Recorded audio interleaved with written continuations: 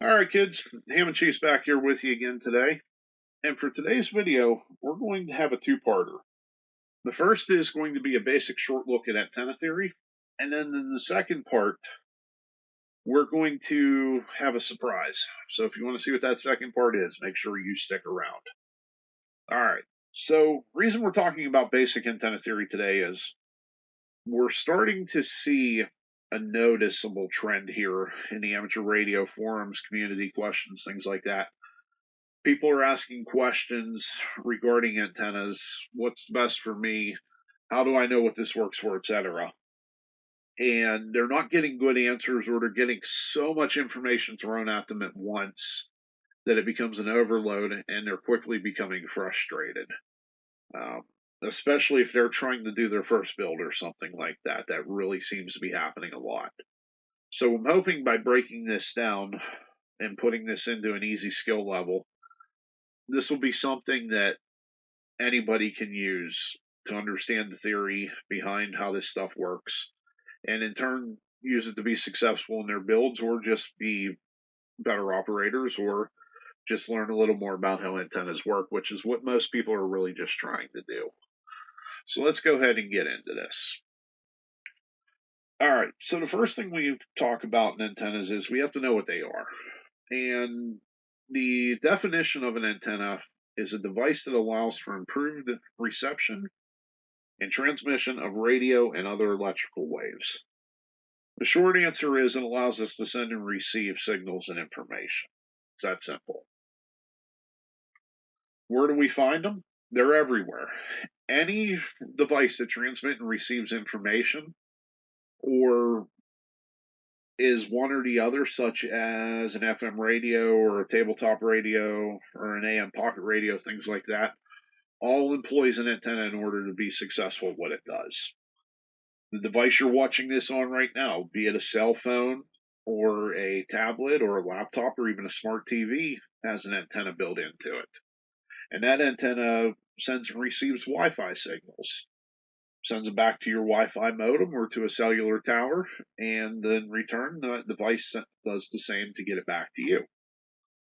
So they're everywhere, and they're in everything that does reception, transmission, or two-way communication. And without them, the ability to send and receive would either be drastically reduced or simply not there at all. Okay, so what types of antennas are there? Well, whether it's an internal or an external antenna, it's going to be one of these two basic types. It's either going to be a vertical, which you see on the left of the screen, and that goes up and down, or it's going to be a horizontal that you see on the right of the screen, and it goes side to side. Every antenna in the world is a derivative of one of these two basic types. Whether it's a J-pole, an end-fed half-wave, a Moxon, a beam, a cobweb, a stacked dipole, a doublet, a bazooka, it doesn't matter. It's one of these two basic types. And every shape that they take on, quads or cubes or L's or V's or zigzags, all comes from this basic type as well. So how do we determine what we need? Well, first we have to determine what it is that we're trying to do. Are we just wanting to listen to the radio sitting at our kitchen table? Chances are the internal AM antenna that we have will be successful for that. Or if it's FM we're seeking, most have a telescopic antenna. We put it up in the air, move it around a little bit, and we're good to go. If it's two-way communication we're after, that gets a little more complicated, and we'll talk about that in a second based on the frequency we want to operate. Another factor is usable space. How much room do I have to work with? Can I only put this in a bedroom or near a window? Is it something I can hang over the balcony of a condo but have to put away when I'm done? Is it something that has to be in an attic to be permanently mounted because the HOA won't allow for it, or the spouse won't allow us to have it outside? Things like that come into factoring. But when we're trying to determine what antenna is going to be our best option, it's the one that works for our needs. So if we have to compromise a little bit, but we still get success out of it, meaning we can talk on our local repeater to our friends, or we can still make DX contacts. We're just not able to make those deep fringe Antarctica contacts. it's working and it's getting us on the air and doing what we want to do, and that's a good thing. And that's the best antenna we can choose.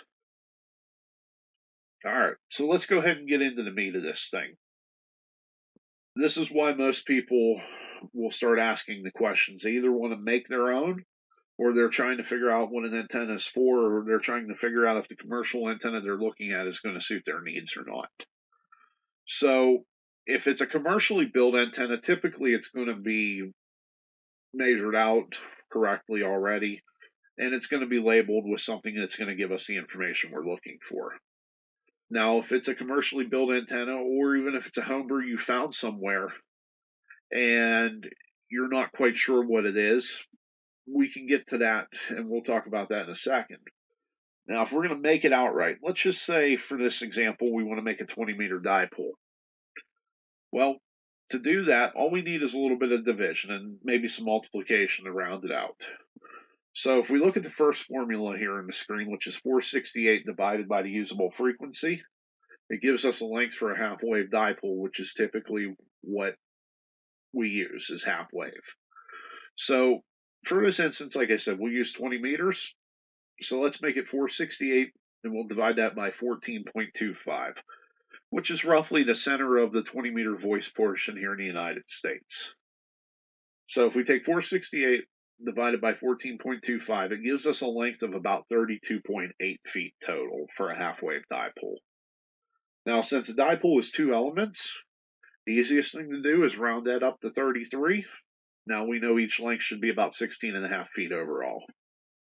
If we need to get a little more closer with some inches, all we do is take that length in feet, multiply it by 12, and we'll get our total length in inches. Now, like I said, if, say for instance, we have an antenna already built and we're not quite sure what it's used for or what we could use it for. Say you find it in a box laying somewhere and you want to throw something up in a hurry for field day. Well, we can figure that out with a very simple setup using an analyzer, such as an ANO-VNA. But if we don't have one available, we can convert the overall length of it in feet to meters, and we'll get an approximate usable frequency range that way. So, say for instance, we have an antenna that's 33 feet. We don't know what that is or what we could use it for. If we take 33 and divide it by 3.281, it comes out to roughly 10 meters. It's a 10-meter full wave. That means we could probably get away with using it for a half wave on 20, and possibly using an external tuner or the internal tuner in our radio. We might even get 15 and 40 meters out of it as well. So once we understand how that works, now we get that basic concept going, and we can start to put it into motion for us. All right, let's go ahead and get on to the fun part of this now. All right, kids. So here it is, the big surprise. And what you see in front of you is a 20-meter dipole that we designed using the simple formulas and math that we learned in part 1. And we brought it all together just using spare parts that we had laying around in some boxes here in the shack. The first part is our wire, and each one's cut just a little over 16.5 feet, and I'll explain why that is here in a few moments. It all comes together to our 2 center points, which these are just bolts out of one of those Harbor Freight kits that we have laying around, and everything comes together and gets tied together using terminal rings, again out of the Harbor Freight kit. And then our pigtail is just a simple piece of coax with a BNC connector that we had laying around from a previous project that we cut the other end off for. So to use the BNC, all we need is a simple changeover to an SO239 like so, which we have a bunch of those laying around. And that's it. That's all it is. And of course we just strip out the center feed point and the shielding separately and tie those in to make the connection that we need. It's all put together and brought together on a cheap piece of cutting board. You can get these at Walmart or off of Amazon or something like that. I think this one's a 1/4 inch in thickness. We cut it out using a hacksaw, and of course drilled the holes in using our drill. And then everything else that we put together was just using a simple screwdriver for the bolts, a pair of needle nose pliers to tighten down, and then the crimps were made using our Gardner Bender GS388s. So that's all there is to it. In all total, we probably have about $5 or $6 worth of parts here.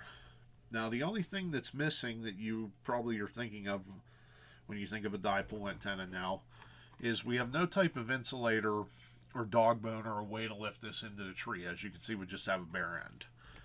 I left that on purpose. You can leave that to your own mind.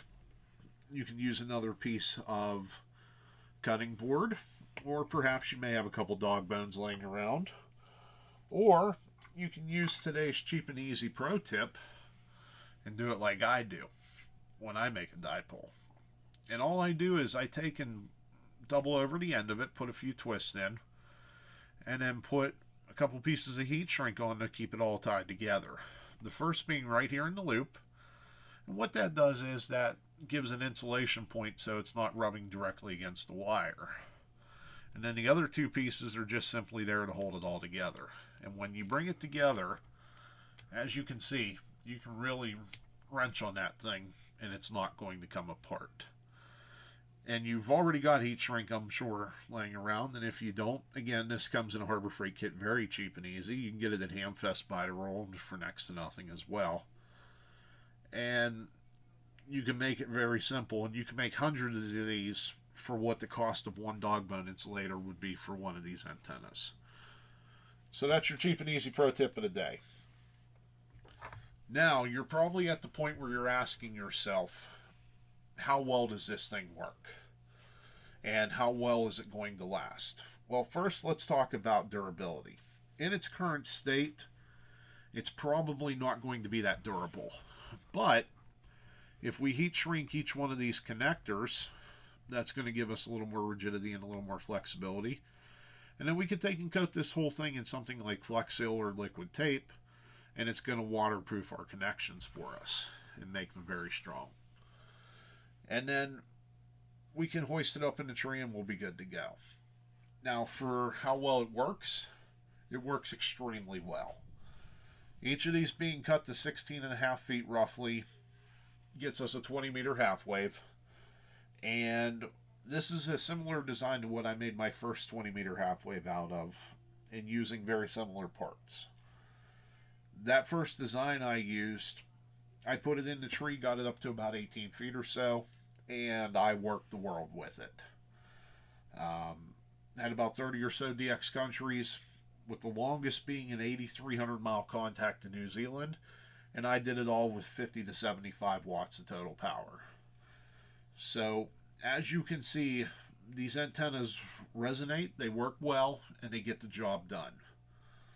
Like I said, in this current state, probably wouldn't last a whole long time, but if I needed to make a quick repair on field day or something just to get back up in the air and running, this would get it done for what I need it to do. And that's as simple as that. So there it is. You got $5 or $6 in parts. We're keeping it cheap and easy using what we have laying around, and we're working the world with it, and it meets our needs.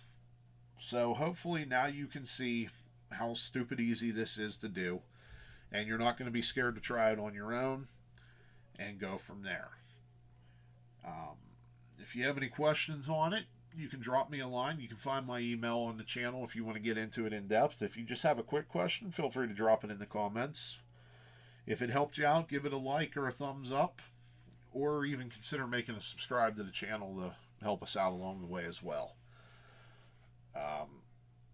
Other than that, that's it. That's the basic functions, and that gets you on the air and working, like I said.